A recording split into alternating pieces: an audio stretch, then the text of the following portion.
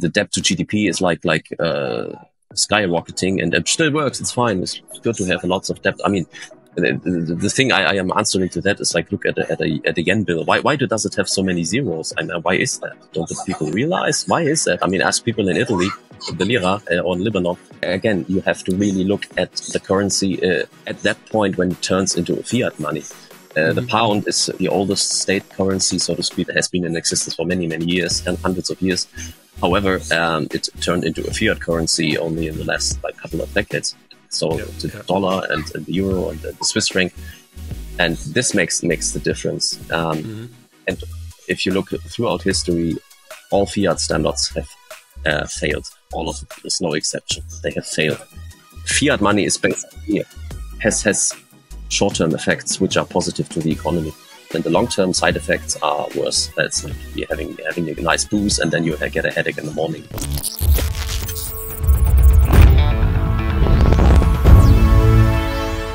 So today we're talking to Bank Sith. You made a career in the banking sector as a broker, right? But you left the industry and became a bit critical about it. And today you write about money, personal finance, wealth management, and the history of money on several platforms. Can you tell me how your life looked back then as a broker, what you did, and how was that? Well, I was basically serving institutional clients in Switzerland and in Germany, Frankfurt and Zurich. And I was an execution broker in a variety of asset classes, commodities, stocks, bonds, forex. So I was, so to speak, an intermediary and a middleman in the whole, in a very big machine, if you want to explain it like that. And it was quite an interesting experience. It was basically a career. It was my career I've had at that time, where I had to learn lots of stuff and meet lots of people and do networking and everything. And however, lots of things have changed since I've basically left that industry, because it never had you question money. Because you didn't ask any questions. You just you're working for a paycheck, and if business was good for a bonus, and this was the incentive basically. So it was very profit driven, and you're not supposed to be critical about things. Is that a good description? Yeah, certainly yes. I mean, you're not there to question things. You are there to execute. And to drive business and to make a commission and make money for the bank, basically. And how has your perspective on money and the banking system changed since you left that industry? Well, I guess many things contributed to that. Mainly, I guess it really started making me think about money more and more was when COVID happened. What that actually means for an economy if you shut down a shop, a restaurant. What does it actually mean? And if the government prints money and tells the people, don't worry guys, here's the money. It has money written on it. You don't have to work. I give you the money and everything will be fine. And nobody ever taught you about the long-term effects of these things, and I've never learned this in business school, more and more in the bank, and nobody cares. And these are very, very deep principles I've never heard before, and I kind of teach myself on that. And I read a lot of books, because at that time you had a lot of time with the lockdowns and all over Europe, and that somehow made me question the fiat money system in general. Well, it was similar for me, and I think a lot of people started questioning a lot of things. I have the feeling. I mean, it was a crazy event. I mean, you cannot compare it to anything you have experienced before. I actually had contact to people in Spain and Portugal, and it was even worse there than in other parts, and in Switzerland or in Germany at that time. where the people that couldn't even leave the flat for weeks. This is insane. I mean, Really? it was insane, absolute insanity. I can't even imagine. And I was talking to people like they were going crazy. Like people who were in Spain. A friend of mine who's like at that time he made plans, and he just had to when he was able to leave the flat, he was like make plans to look for a house in Portugal because he was looking for had to change his life. He was like going crazy, and then he settled down at a small house in Portugal on the coastline, which is much better there. I mean, I do remember that I've seen like videos of people in Spain sitting on the beach and being arrested by police or being sent away because you were not allowed to be on the beach alone. Because of what? Because of a virus? Because of you infect someone? Or I mean, that was really insane. I totally agree. I mean, it made me question a lot of things also. And also, yeah, I mean, there's this saying that goes something like, the truth will always come out at the end. And I started wondering if that's actually true. Maybe our past is full of lies that have actually never been uncovered. So yeah, it made me very critical as well. And it has a lot to do with the money system, right? And if we look into the history of money, what patterns or lessons can we learn about the rise and fall of different monetary systems? I guess to look at it from a different approach is like the root of all evil is not money. It's fiat money in particular. So you have to like really make a difference. And if you understand how fiat money actually works, you feel that, and you see and recognize that something is inherently wrong with the system. There is a statistics that says like the average lifespan of any fiat currency is basically 27 years. That statistic, I thought it was a bit higher, and then I actually started looking, but I mean, the dollar is older, right? But it's different, or the English pound. Depends on again, you have to really look at the currency at that point when it turns into a fiat money. The pound is the oldest state currency, so to speak. It has been in existence for many years and hundreds of years. However, it turned into a fiat currency only in the last like couple of decades. So the dollar and the euro and the Swiss franc, and this makes the difference. And if you look throughout history, all fiat standards have failed. All of them. There's no exception. They have failed.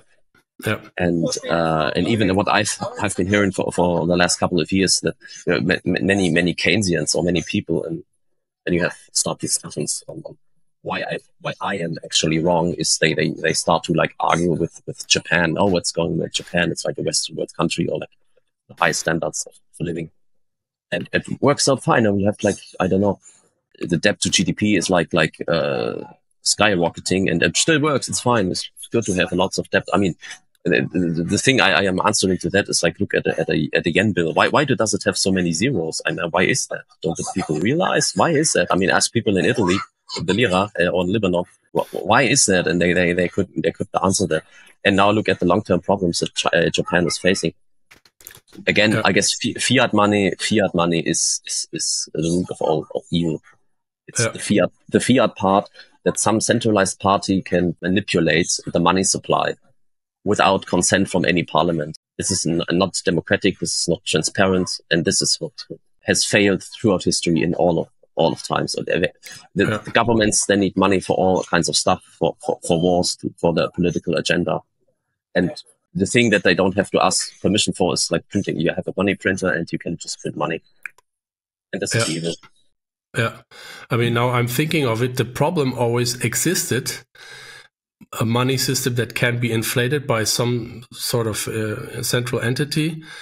But the fiat money is like where the problem actually became even bigger. So it's like a backward step, right? I mean, before we had money that could also be inflated with coins or with shells, but actually with the fiat money it became even worse. I mean, we work so hard investing our lives into earning money that today isn't even printed anymore. It's created digitally out of thin air with just a few keystrokes. and it's brought into existence from nothing. And the banks only need to hold that money fractionally, right? And while most of it gets used for speculative activities, and if a bank fails and is systematically important, it's bailed out by using taxpayers' money, and yet most people still believe in that system. I mean, what the hell is that? I mean, what's going on here? Actually, I used to trade back to my finance career. I used to trade lots of gold futures, COMEX gold, which is like the biggest, most liquid gold futures market in the world. It's basically a bet or an insurance, depends on the point of view.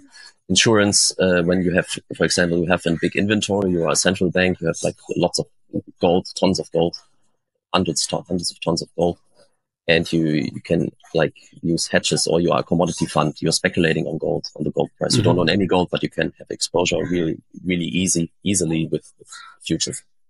Mm-hmm. And I've been servicing these kind of clients for years, but I've never owned a gold coin. I've never questioned anything. I wasn't interested in any way. Mm-hmm. And actually turned out that with COVID, I also turned into a gold bug somehow, because I really started to learn about money, hard money. Commodities money that needs a marginal cost of production.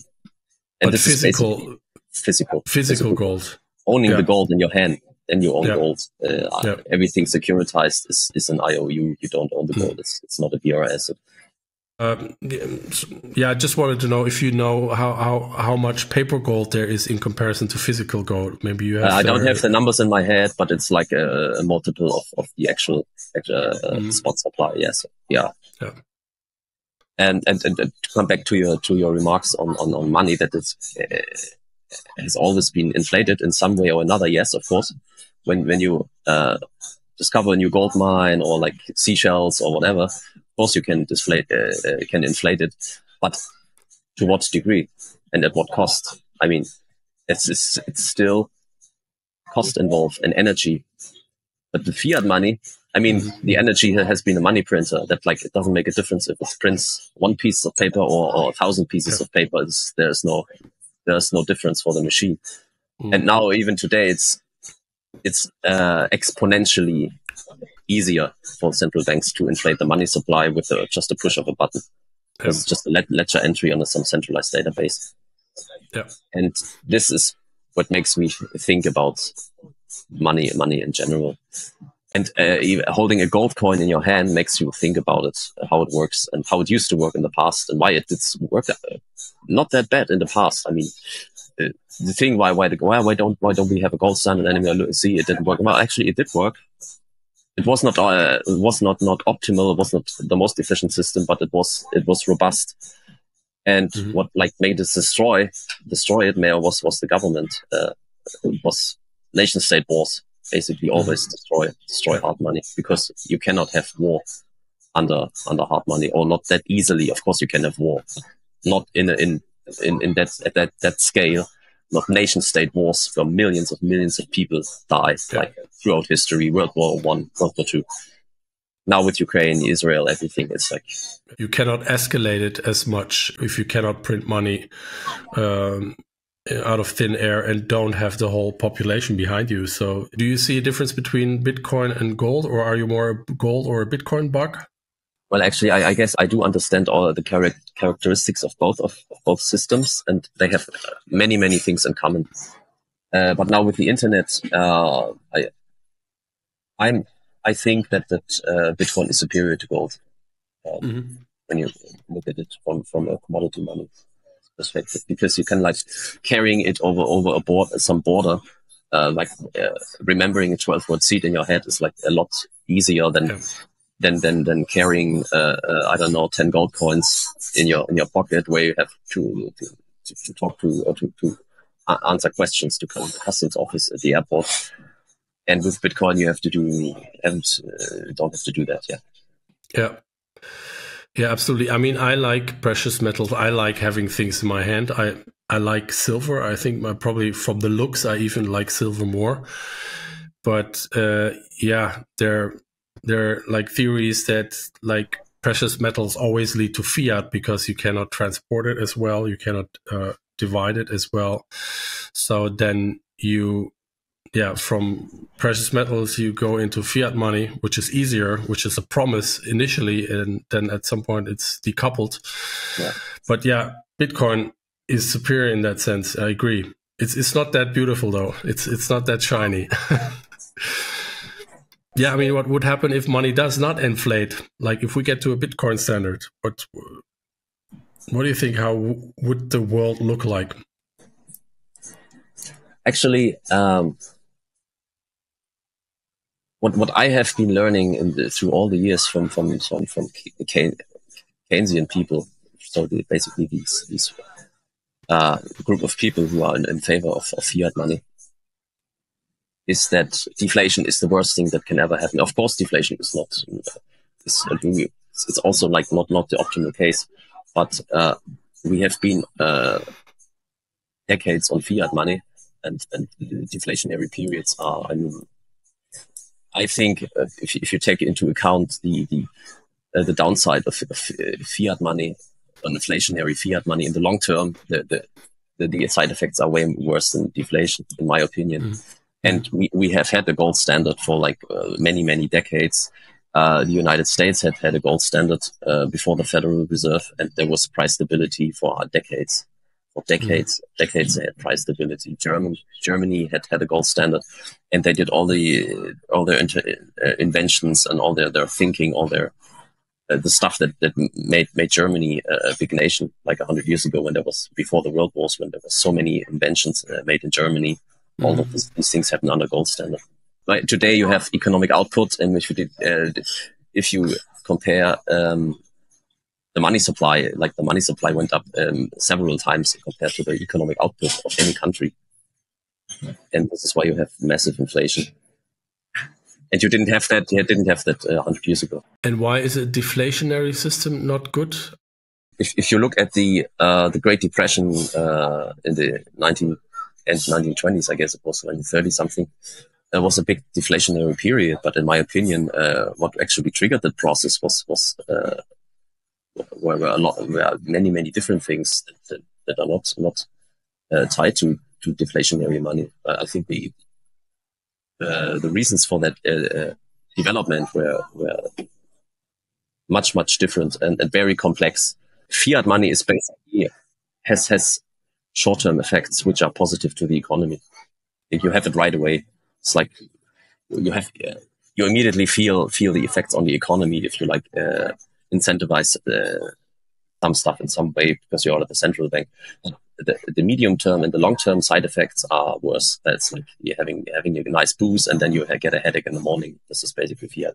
Bitcoiners say that, if you have the Bitcoin standard, there will be more quality, right? You will only buy what is really necessary, what is really of use, and you will not buy all the trash. So the whole trash economy will probably go, and all the speculative sides in the finance world would not necessarily survive, because if you just simply save money, then you're already better off than if you speculate, which you now have to do. Like if you just have the money on the bank, you're losing purchasing power, so you need to gamble in order to stay afloat or ahead. Daniel, what do you think? Is it okay if I change location to the couch over there, because it's like getting dark outside now? Sure. You see, it's like we do right now, and just keep the conversation going. Sure. So you're in Dubai right now, right? Yeah, exactly. You're actually there for the Bitcoin conference, right? Yes, next week. Yeah. Next week, yeah. In Abu Dhabi. Well, actually, it's in Abu Dhabi. Yeah, that's pretty close. And I mean, there was another news today that the Czech Republic, for example, they had positive taxation today in the news I found out about. And I think there's much stuff is going on at the moment. There are positive news, there are negative news. I mean, think about Norway and Italy and France considering taxation on crypto assets, right? You certainly have heard about it, where they tax like 40-50% or something. Yeah, that's not positive news. But in Czech Republic, they removed tax on capital gains or something like that. I'm not fully into Czech law actually, but I think it's if you hold it for more than 3 years, it's basically tax-free, similar to the German taxation code where with the 12-month holding period. Yeah, and let's hope that it will stay that way in Germany. I talked to Doreen Rookmakers yesterday. She used to be a member of the European Parliament, and she was involved in the MiCA regulation.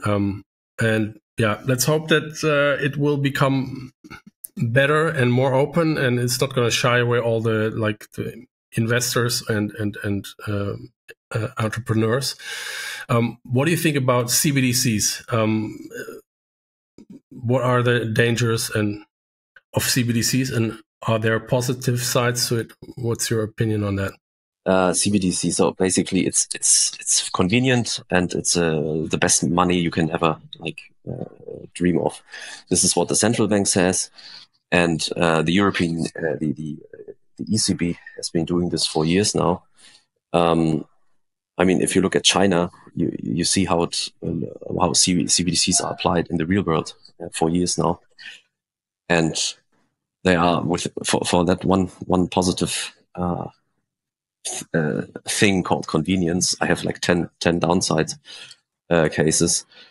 You can do really bad things. I personally, I was born in communist Germany, Eastern Germany, and I know a thing or two about how to manipulate and control people.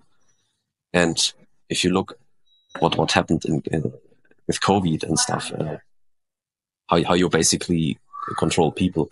If you look what is currently happening in Europe, UK, for example, Germany, with freedom of speech, you start asking questions, and you don't feel comfortable about CBDCs, because what can you do? You can track everything. You can track everything to a single penny, where it came from, where it is going, where it actually is, and who owns what.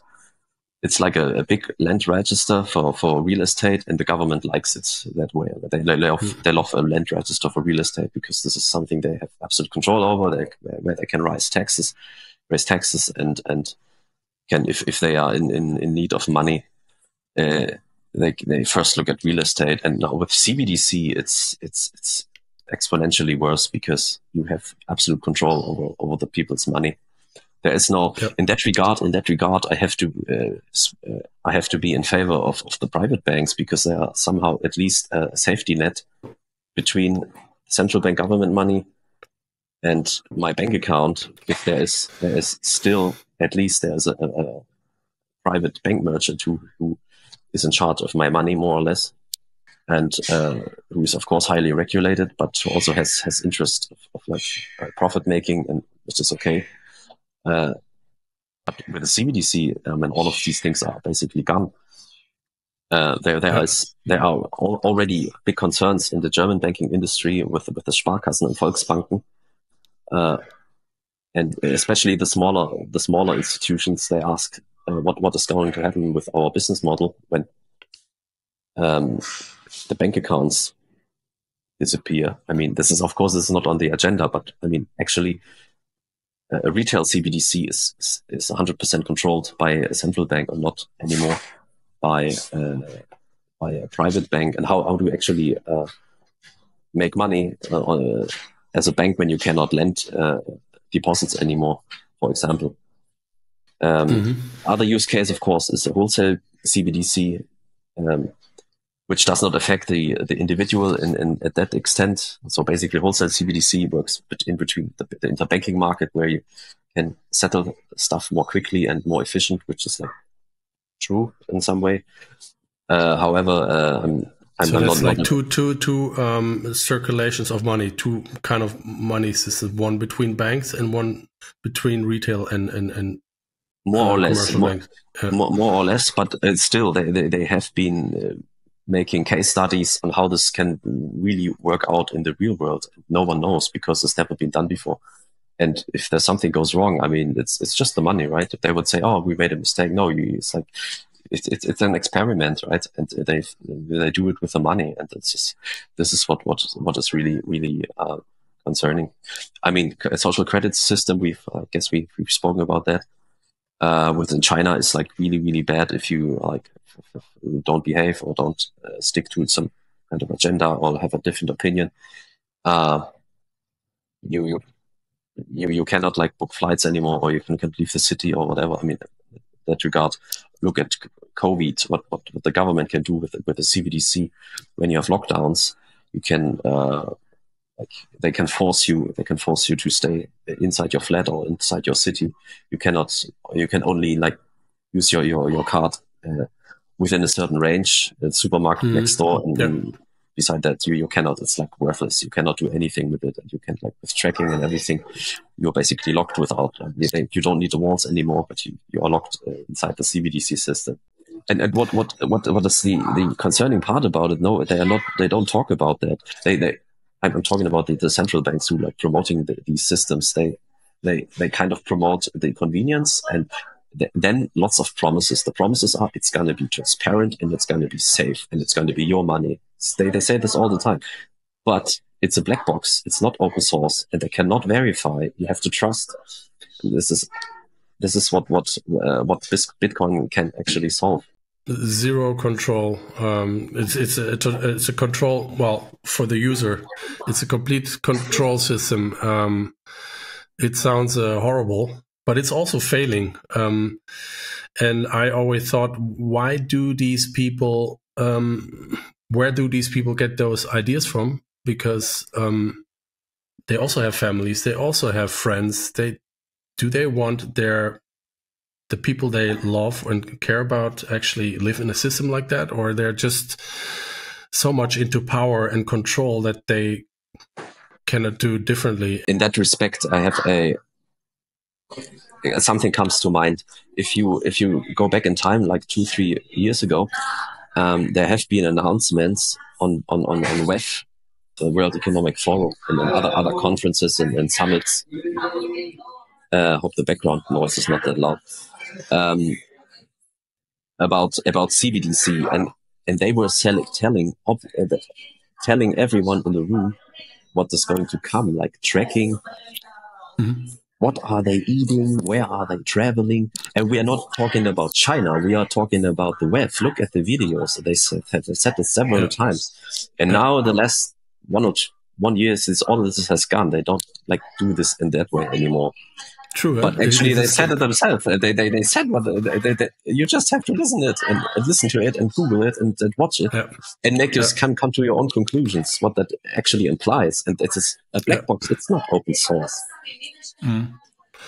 Yeah, it's true. There was a lot of criticism about the WEF, and at least in my opinion, maybe that's just me. It's completely disappeared from social media. The whole topic of WEF and Klaus Schwab. I don't know where this guy is now, but he used to be. He was discussed daily on Twitter before. As I said, I talked to Doreen Rookmaker. She used to be an MP in the European Parliament, and I also talked about CB. And she was not worried at all. She said it's not gonna work out. Yeah, she doesn't see the risk, and she thinks the people in banking will actually figure that out, and they have goodwill, and it will not happen. Hopefully. So, hopefully, yeah. So yeah, it's we live in very interesting times, I would say. We have CBDCs, total control, social credit score, digital ID, like nightmare scenarios on one hand. And on the other hand, we have the possibility to maybe make everything a lot better than it used to be, like more direct democracy, a money system that is actually separation of money printing and state, let's say with Bitcoin. Where do you think we are heading right now? Are we on a good way? Are we on a good track? I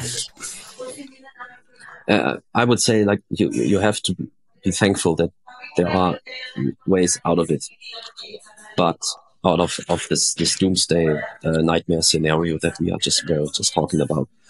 However, I think I've had a similar conversation once with Patrick Schiffel. Patrick Schiffel is a very good guy. He's doing excellent work on CBDC on LinkedIn. He has a very big community.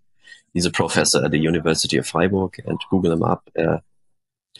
And he kind of asked the same question to me, and I told him that actually I don't know the future, but I am not that optimistic as some other people in the Bitcoin space. It's great to have Bitcoin and to see it developing and scaling and growing.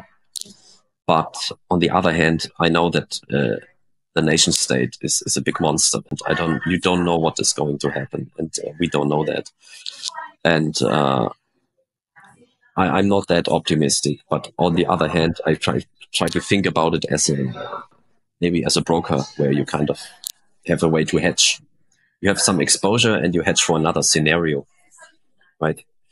So you don't know what's going to happen, but you try to hedge for the worst case scenario and make your life better, and to make them have the option, the possibility to get out if you have to, like leaving a country or whatever that might mean.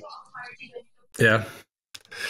Yeah. So is it just a feeling, or do you have concrete ideas what could happen? It's just a feeling. Honestly, it's just a feeling, but you have to be prepared in some way or another. At least first start to think about it. Most people don't even care. They don't think about it. They just want to pay their taxes and celebrate Christmas and go on vacation. But this is not how it works, in my opinion. I mean, look at the last 5 years, what actually happened with inflation and war and COVID, and your money is it's like it's getting debased on a permanent basis, and you really have to make up your mind, and you have optionality in life. This is very important. This is where Bitcoin can be a very interesting topic for a lot of people, because it's still so tiny. You even within my family, it's very, very hard to orange pill people. It's extremely hard, and some of them I gave up. My brother, for example, I gave up. At least he is on a hard money standard. He's like saving in silver and gold, which is good. I mean, Bitcoin doesn't have to be for him. So. Yeah. Interesting. Yeah, I have the same experiences. Some people don't or are very hard to orange pill. That's for sure. But you think it's a good option, but not necessarily the final solution, Bitcoin? Well, we don't know. I mean, who knows? I don't know anything about the future, but I have to have scenarios where I can benefit for myself and have an option. I mean, look at failed countries. Look at failed countries. What actually happened to them? You work all your life. You have a bank account, and from one day to another, they cut the value of your money in half overnight. In African countries, it's totally normal. With CFA franc and everything. This is another topic of post-colonialism, of the Grande Nation in African countries, which is going on today. As of now, it's not the past. Every day now, it's still going on.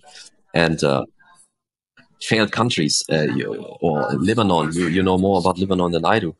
Like people standing in front of an ATM and realizing that it doesn't work for reasons other than maintenance. Well, maintenance, okay, the ATM is down, no problem. There are other reasons, like capital controls, or other kind of capital controls, or political agendas that don't allow you anymore, or bank runs that don't allow you to have access to your own money anymore. Or read about the stories, many headlines in the news in Canada and UK.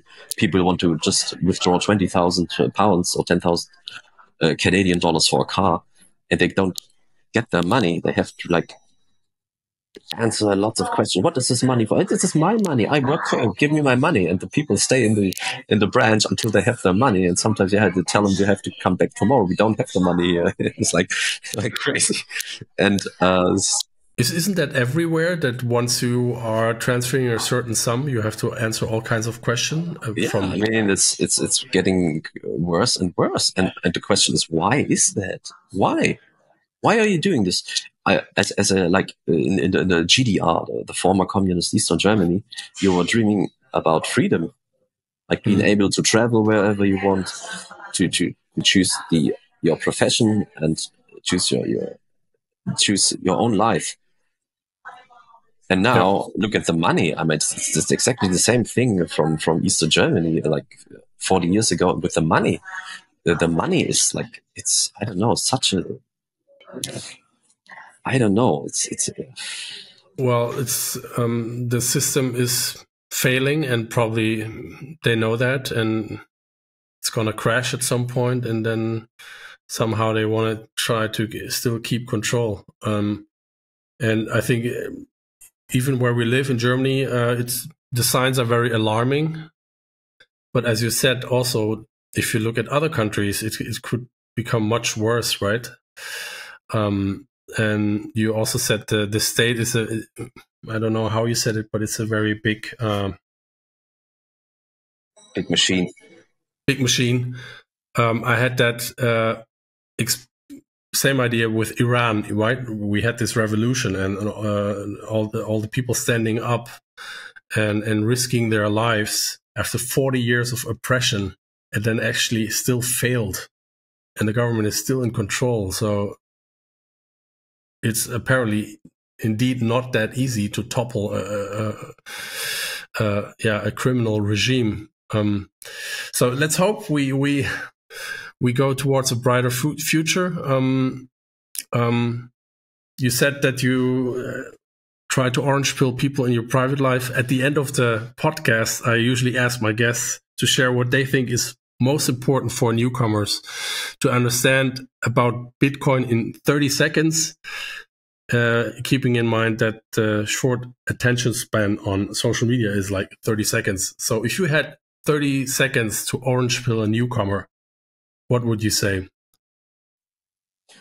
Well, first, don't think about Bitcoin at all. Forget the Bitcoin topic.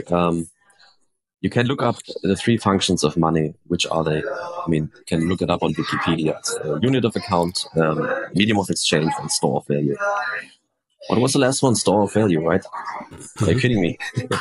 I mean, the euro has lost like, I don't know, 40, 50% purchasing power since inception. The dollar has lost like 99% since the foundation of the Federal Reserve.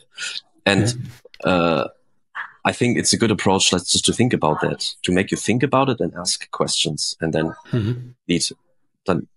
figure it out yourself. The next thing is, we were already talking about it. The money in the bank is not your money. It's an IOU. It's not a BR asset. If you want to have access to your own money, you have to ask for permission and go from there. Make some research on it and what possible solutions we do have with technology today. This is what I would say in 30 seconds. Yeah, great, amazing. Thanks so much. Thanks for the talk, and I wish you a lot of fun in Dubai. I'm a little bit jealous. I'm sure you'll meet a lot of interesting people at the Bitcoin conference, and I'm sure we'll meet at some Bitcoin conference in the future as well. Sure. So thank you for your time. Thanks for having me. Thank you, Daniel.